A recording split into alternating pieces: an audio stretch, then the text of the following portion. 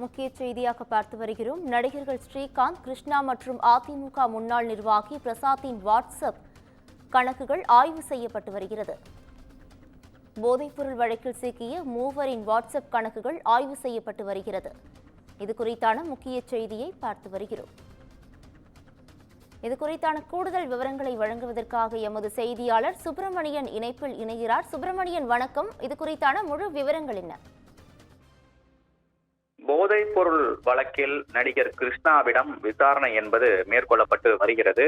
குறிப்பாக நடிகர் கிருஷ்ணா நடிகர் ஸ்ரீகாந்துடன் நெருக்கமாக இருந்திருக்கிறார். அது மட்டுமல்லாமல் பிரதீப் அளித்த வாக்குமூலத்தின் அடிப்படையில் நடிகர் கிருஷ்ணா மற்றும் ஸ்ரீகாந்திற்கு போதைப் பொருள் உட்கொண்டதாக அவர் வாக்குமூலம் அளித்திருந்தார். அதன் அடிப்படையில் தான் கிருஷ்ணாவிற்கு சம்மன் கொடுக்கப்பட்டு விசாரணை என்பது நடத்தப்பட்டுக் கொண்டிருக்கிறது.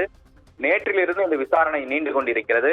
இன்று காலை கிருஷ்ணாவுடைய வீட்டில் சோதனை என்பது மேற்கொள்ளப்பட்டது. அதன் பிறகு மருத்துவ பரிசோதனையில் அவர் நெகட்டிவ் என்பது தெரிய வந்த காரணத்தினால் அவர் இந்த போதைப் பொருள் கும்பலோடு பரிமாற்றத்தில் ஈடுபட்டாரா என பல்வேறு சந்தேகங்களின் அடிப்படையில் விசாரணை என்பது நடத்தப்பட்டுக் கொண்டிருக்கிறது. ஏற்கனவே இந்த வழக்கில் கைதான பிரசாத்துடைய வாட்ஸ்அப் சாட்டுகள் மற்றும் அவர் பயன்படுத்திய குரூப்கள் தொடர்பான ஆய்வு என்பது மேற்கொள்ளப்பட்டிருந்தது.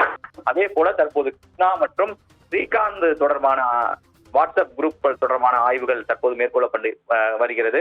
யாருக்கெல்லாம் இந்த போதைப் பொருள் தொடர்பான தகவல்கள் பரிமாற்றம் நிகழ்ந்திருக்கிறதா என்பது கோணங்களில் ஆய்வு செய்து வருவதாக காவல்துறை தரப்பில் தெரிவிக்கப்பட்டிருக்கிறது.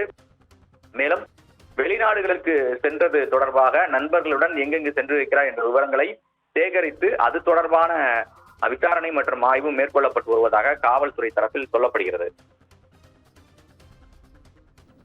கூடுதல் விவரங்களுக்கு நன்றி சுப்பிரமணியன்.